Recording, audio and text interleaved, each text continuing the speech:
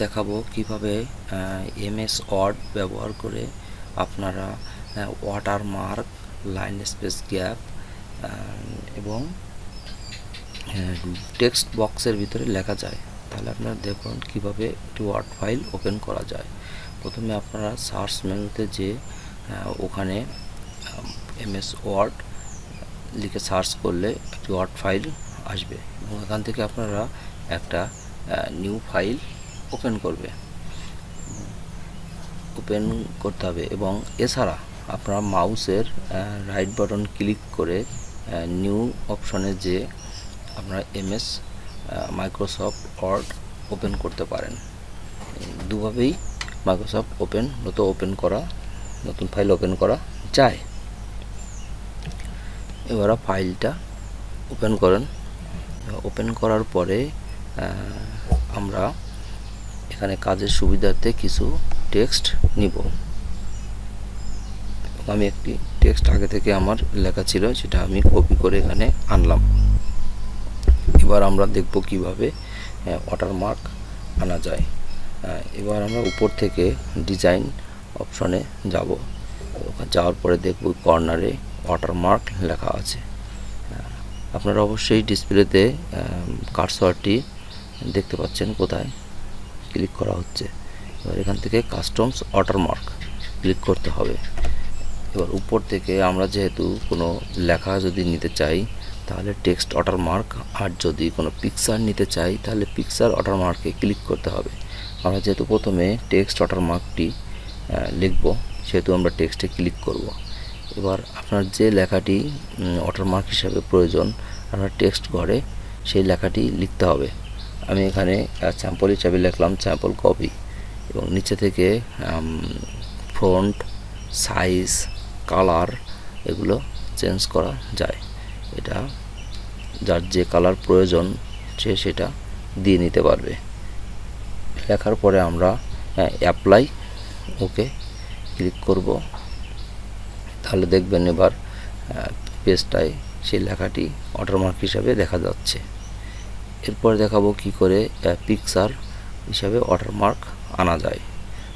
ঠিক সেম প্রসিডিউরেই আনতে হবে। এখানে টেক্সটের ঘরে ক্লিক না করে আমরা উপরে পিকচার অপশনে ক্লিক করব, এবং এখান থেকে আমরা আমাদের কম্পিউটারের যেখানে যে পিকচারটি আছে, যেটা আমরা ওয়াটারমার্ক হিসাবে ব্যবহার করতে পারি, সেই পিকচারে যে ইনসার্ট করতে হবে।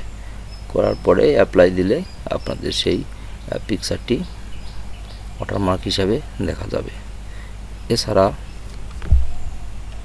অন্যভাবেও এই ওয়াটারমার্ক আনা যায়। আমি সে প্রসিডিউরটাও দেখাবো, এবং এর ভিতরে যেটা আপনাদের সুবিধাজনক এবং সহজ মনে হয় সেইভাবেই ওয়াটারমার্ক পেজে দিতে পারে। এরপরে দেখা যাচ্ছে এই উপরে যে ইনসার্ট অপশনটি আছে, ইনসার্ট অপশনে যাওয়ার পর পিকচারে ক্লিক করতে হবে। এবার সেম প্রসিডিউরেই পিকচারটা আমরা ইনসার্ট করব।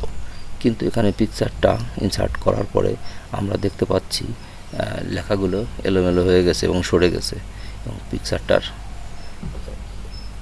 এবার এই এলোমেলোগুলো সরানোর জন্য আমরা রাইট সাইড থেকে বিহাইন্ড টেক্সট ক্লিক করব।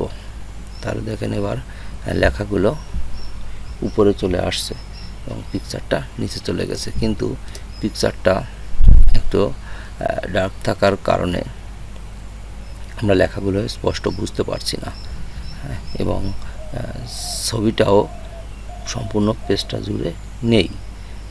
এবং সম্পূর্ণ পেজটা জুড়ে আনতে হলে আপনাকে মাউসের রাইট বাটন পিকচারের কর্নারে চেপে ধরে টেনে পেজের সমান করে নিতে হবে। এরপরে দেখুন কিছুটা অ্যাডজাস্ট হয়ে গেছে। এরপরে আমরা যদি পিকচারটা একটু লাইট বা একটু হালকা করতে চাই, তাহলে আমরা উপরে দেখুন ওখানে লেখা আছে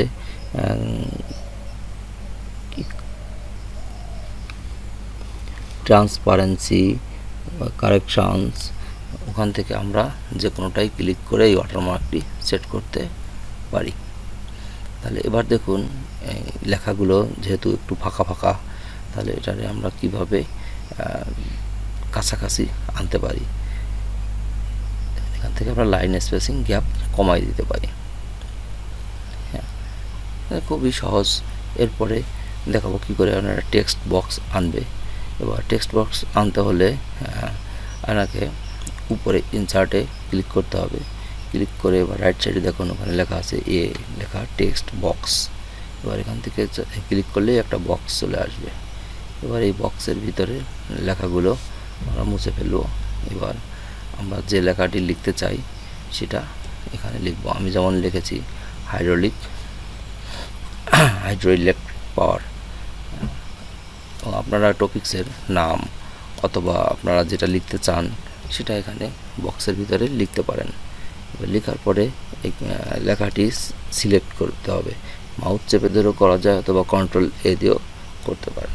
এবার উপর থেকে শেপ ফরম্যাটে যে আমরা text feel, text or outline, এগুলো আপনারা আপনাদের ইচ্ছা মতন বক্সের কালার, তারপরে ফ্রন্ট কালার, ফ্রন্ট শেপ, এগুলো আপনারা পরিবর্তন করতে পারেন, নিজের ইচ্ছা মতন ডিজাইন করতে পারেন।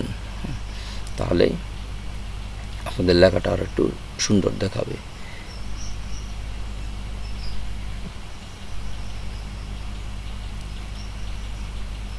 আপনারা অবশ্যই দেখতে পাচ্ছেন কিভাবে কাজটি আমি কমপ্লিট করছি।